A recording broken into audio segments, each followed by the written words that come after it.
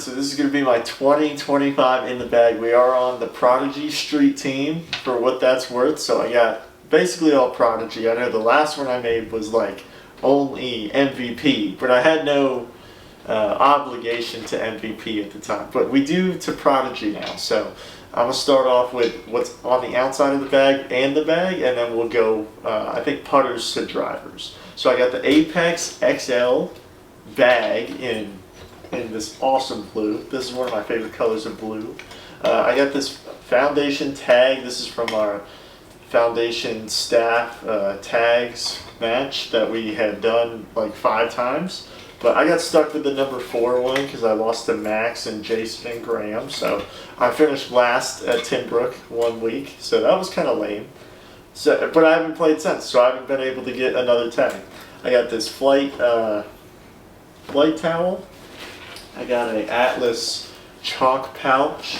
I put my volunteer tag from the World Championship on here. And then I guess on the inside of the bag, the only thing I carry with me if it starts raining is my Prodigy pullover. I guess for sometimes I bring it with me, sometimes I don't. But I have that, and then I don't think I actually carry anything else inside my bag. Yeah, so then this bag's great because it has a cooler on this side where I can put, like, one pocket's for water bottles, the other one's for like a big Gatorade bottle. So that's really cool too. I guess I'll start with the putters. So I putt with Fractal 300 PA3s, which this one is the one I really like putting with. Sometimes I just hold this one in my hand, but I always like to have 2 just in case I get angry and throw my putter off the cliff at East Campus.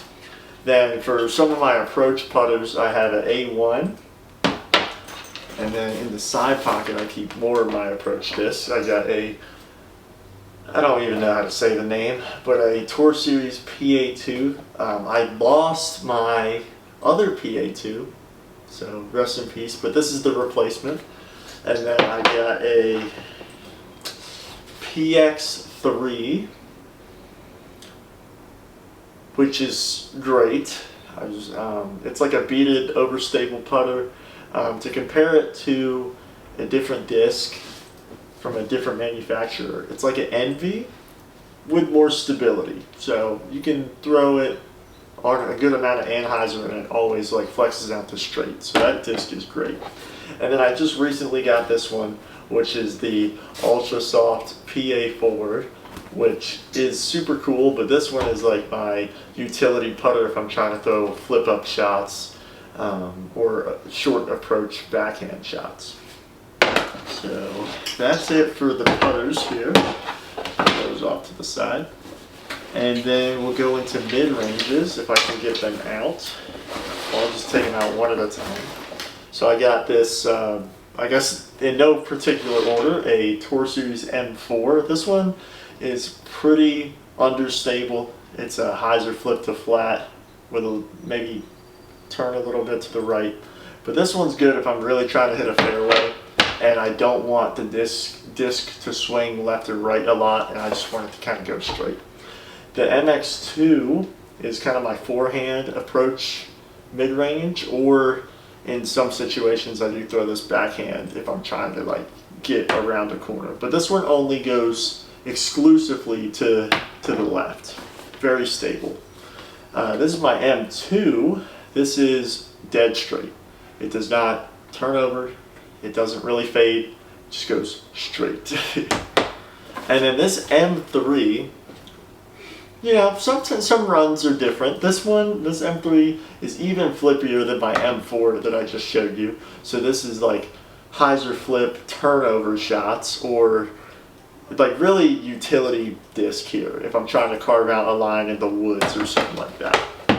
So, oh, I did forget one approach disc because I keep it in, it's very dirty, has mud on it. But the distortion is like comparable to the zone. for many of you people who throw the zone. But the distortion is a great forehand disc. I don't, because it doesn't go too far, I don't really throw it on backhand that much. That's what other discs are for.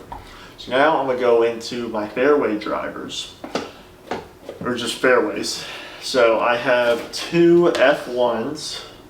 So I have a 400 plastic F1, which is a beautiful, beautiful color. And from my experience so far throwing Prodigy discs for like the past 4 months, 3 months I think, is that 400 plastic is typically more stable than the other ones. But that's just in my experience. And this is a 500 F1. This one is a hyzer flip to flat with a good finish at the end. So this one I throw a lot. I don't throw this one too often because I have similar discs, so there might be overlap for this one.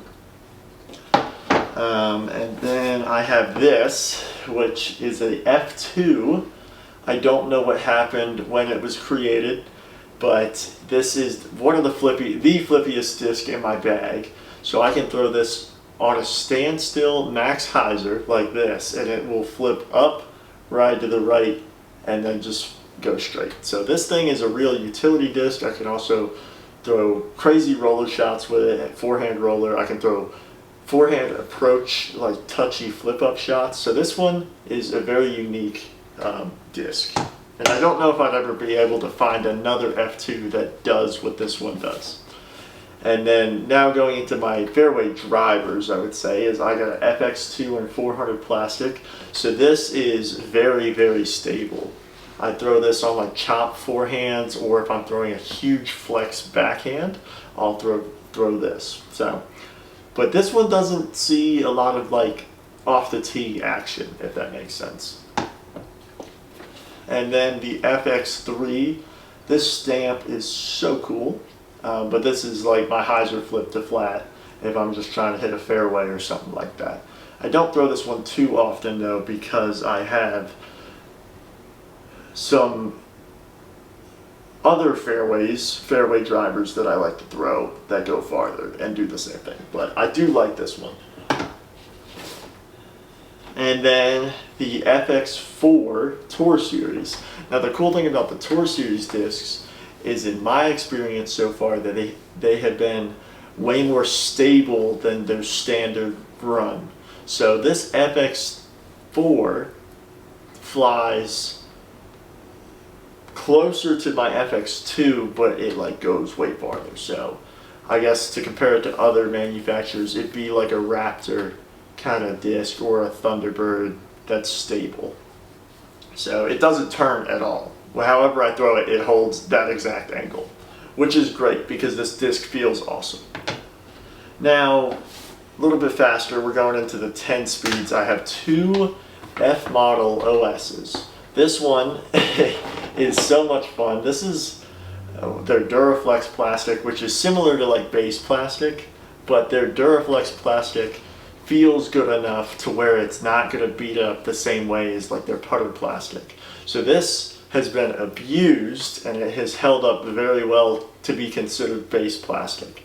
This is super flippy, so I can throw it on a good amount of hyzer, get it to tip up, ride to the right, and still finish left, which is what is so cool about these discs, is that they have fade at the end no matter how much they flip up.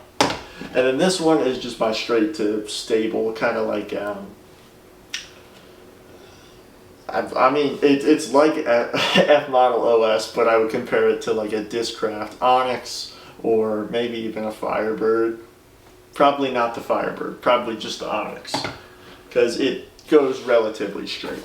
And now for my distance drivers, I got a Tour Series D3. Now these specific D3s do have it's weird because they're really flat, so they like turn quick and then they also fade quick, which is really fun flight. But because they're flatter discs, they also make for good forehands as well. So I like this one. And then for my max distance throws, I'm throwing Prodigy D4. Obviously it's Prodigy, but the D4, the pink one is straighter and the orange one is a lot flippier. I do believe they are the same weight though. This one's 172, and the orange one being flippier is actually 173. So these are huge Heiserbomb drivers right here.